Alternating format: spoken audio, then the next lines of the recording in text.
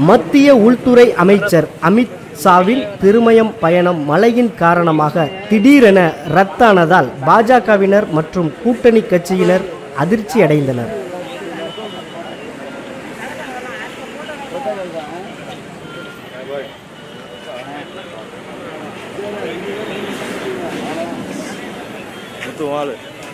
மத்திய உள்துறை அமைச்சராக இருப்பவர் அமித் ஷா.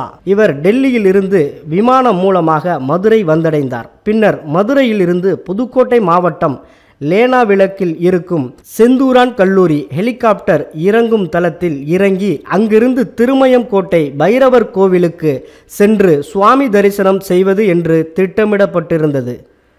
அதற்கு ஏதுவாக புதுக்கோட்டை, சிவகங்கை, மதுரை மாவட்ட காவல்துறை ஒருங்கிணைந்த பாதுகாப்பு பணியை மேற்கொண்டு வந்தது. இந்த நிலையில் யாரும் எதிர்பாராத விதமாக திடீரென திருமயம் அதனை சுற்றியுள்ள பகுதிகளில் மாலை 4 மணி அளவில் கனமழை பெய்யத் தொடங்கியது. இதனால் வானம் மேகமூட்டத்துடன் காணப்பட்டதால் அமித்ஷாவின் பயணம் நடக்குமா நடக்காதா என்ற எதிர்பார்ப்பு கிளம்பியது.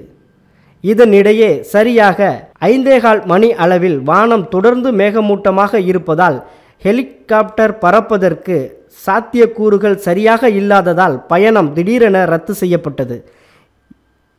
இதனையடுத்து அத்தகவல் அதிகாரப்பூர்வமாக அறிவிக்கப்பட்டது. இச்செய்தியை அறிந்த பாஜக மற்றும் கூட்டணி கட்சியினர் மத்தியில் பரபரப்பு நிலவியது.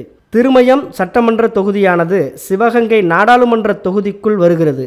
அத்தொகுதியில் தற்போதைய எம்பியாக இருக்கும் ப. சிதம்பரத்தின் மகன் கார்த்திக் சிதம்பரம் தான் காங்கிரஸ் கட்சியின் வேட்பாளராக களத்தில் இருக்கிறார்.